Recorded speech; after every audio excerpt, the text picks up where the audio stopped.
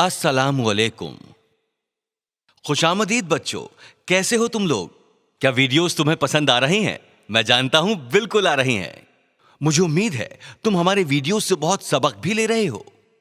इंशाअल्लाह आज मैं तुम्हें दास्तान ज़मज़म सुनाऊंगा और कुछ दिलचस्प बातें भी। अब गौर से सुनो। पिछले एपिसोड में हमने देखा कि इब्राहिम अलैहिस्सलाम ने अपनी बेगम और अपने बेटे को रेगिस्तान में छोड़ दिया। पैगंबर ने वैसा ही किया जैसा अल्लाह ने उन्हें हुक्म दिया था। जिस जगह उन्होंने उन्हें छोड़ा उसे अलमरवाह कहते हैं और वो एकदम बियाबां था। वहां कुछ भी नहीं था, पानी तक का नामो निशान नहीं। कुछ घंटों बाद ही हाजर के पास जो भी खाना और पानी जमा था वो सब खत्म हो गया। बच्चे को जल्दी ही प्यास लगाई और वो रोने लगा। वो अलमरवा के नजदीक ही एक पहाड़ी की जानिब दौड़ी, ये ढूंढने के लिए कि शायद कोई वहां हो। वो वहां खड़ी रही और अपने इर्द गिर्द देखा, लेकिन वहां कोई नहीं था। वो फिर नजदीक की एक पहाड़ी अलसफा की जानिब दौड़ी, ये देखने के लिए कि शायद कोई वहां हो, लेकिन वो वहां भी किसी को नहीं ढूंढ सकी।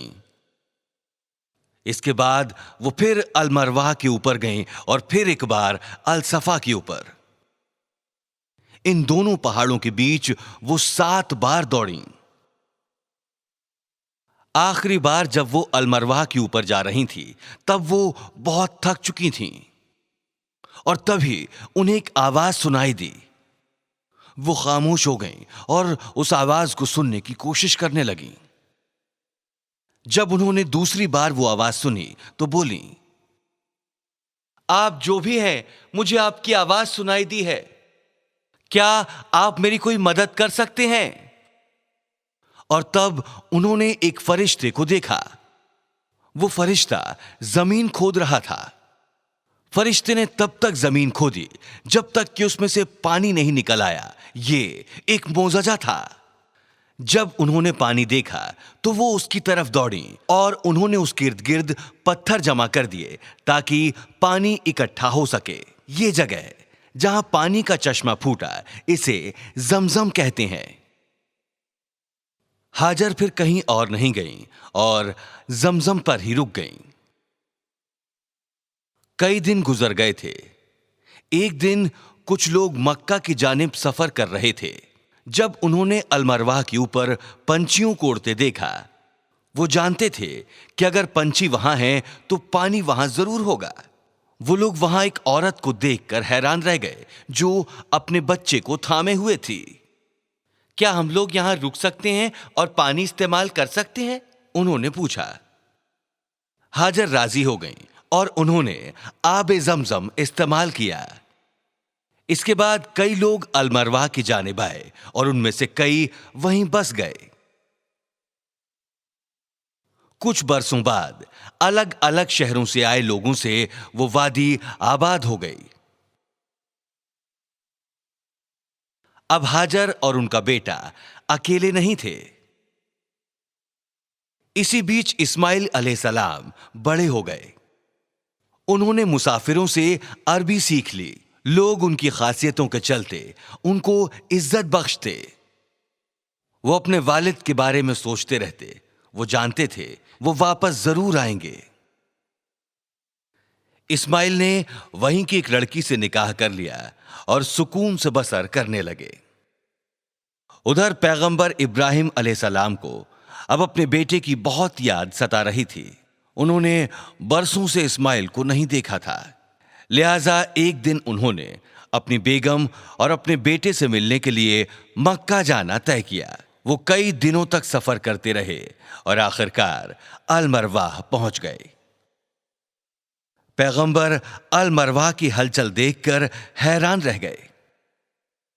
आखिरी बार जब वो यहां आए थे तब एक रूह भी वहां पर नहीं थी। वो जानते थे कि सब कुछ अल्लाह की रजा है। उन्होंने अल्लाह का शुक्र अदा किया, लेकिन जब वो वहां पहुंचे बहुत देर हो चुकी थी। लोगों ने उन्हें बताया کہ کچھ وقت پہلے ہی ہاجر کا انتقال ہو گیا۔ پیغمبر یہ سن کر بہت غمگین ہو گئے، اور پھر لوگوں نے انہیں بتایا کہ ان کا بیٹا اسماعیل ابھی زندہ ہے۔ پیغمبر یہ سن کر بہت خوش ہوئے۔ جب اسماعیل نے یہ خبر سنی کہ ان کے والد آئے ہیں تو وہ ان کی جانب دوڑے۔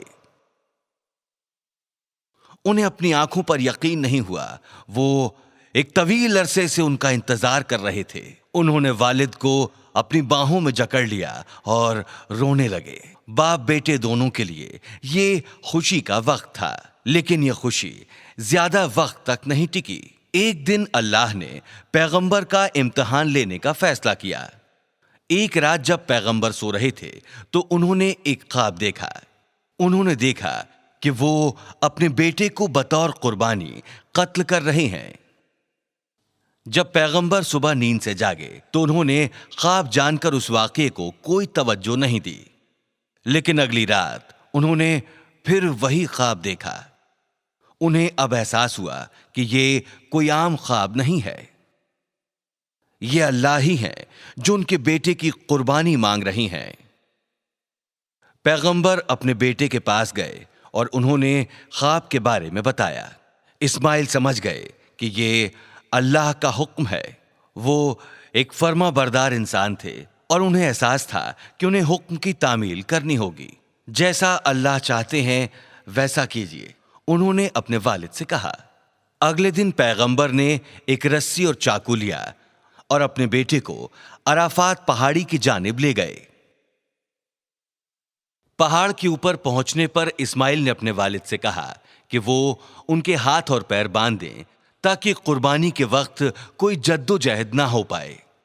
پیغمبر نے احسان جتایا اور ان کے ہاتھ باندھ دیے، اور پھر خود انہوں نے اپنی آنکھوں پر پٹی باندھ لی کیونکہ وہ اپنے بیٹے کو تڑپتے ہوئے نہیں دیکھ سکتے تھے۔ اور پھر انہوں نے قربانی کے لیے اپنا خنجر اوپر اٹھایا۔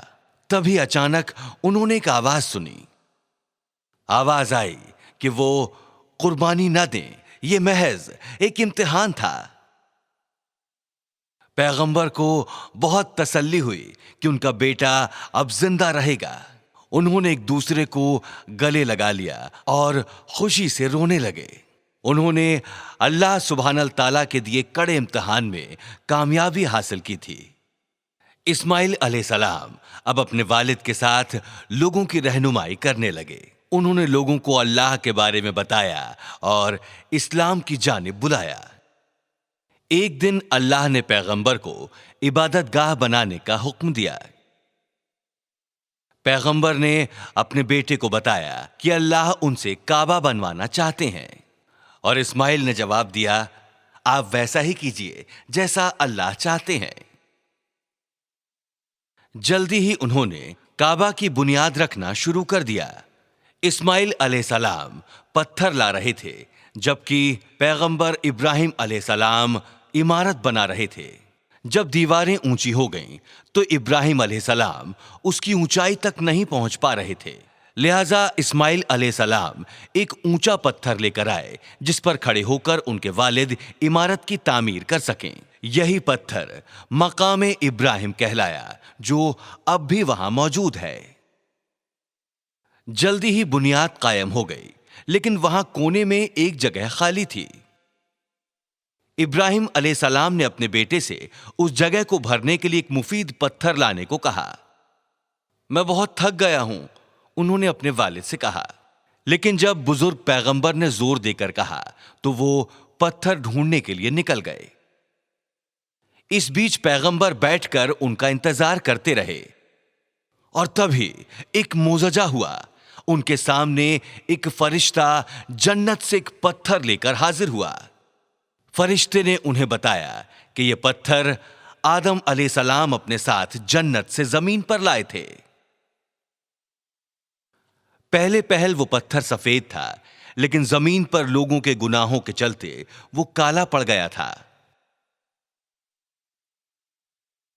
کچھ دیر بعد اسماعیل وہاں لوٹ کر آئے۔ انہوں نے جب وہ پتھر دیکھا تو وہ حیران رہ گئے۔ انہوں نے والد سے پوچھا کہ آخر یہ کہاں سے آیا؟ اسے وہ لے کر آیا ہے جو کبھی نہیں تھکتا، پیغمبر نے جواب دیا۔ آخرکار انہوں نے کعبہ کی تعمیر کو انجام دیا۔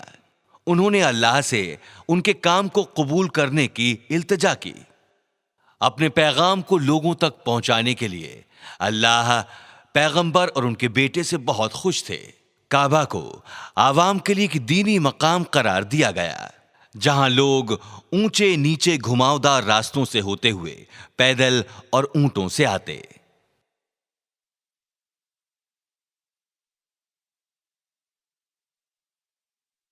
کئی برس گزر گئے، پیغمبر اب بزرگ ہو چلے تھے۔ ایک دن وہ اپنے گھر کے باہر بیٹھے ہوئے تھے، تبھی انہوں نے 3 لوگوں کو ان کی جانب آتے ہوئے دیکھا۔ دراصل وہ 3 لوگ فرشتے تھے جنہیں اللہ سبحانہ تعالیٰ نے بھیجا تھا۔ پیغمبر نے ان کا خیر مقدم کیا، انہیں کھانا پیش کیا۔ اجنبی اندر آئے اور کھانے کے لیے بیٹھ گئے۔ پیغمبر نے انہیں بھنا ہوا گوشت پروسا، لیکن اجنبیوں نے اسے ہاتھ تک نہیں لگایا۔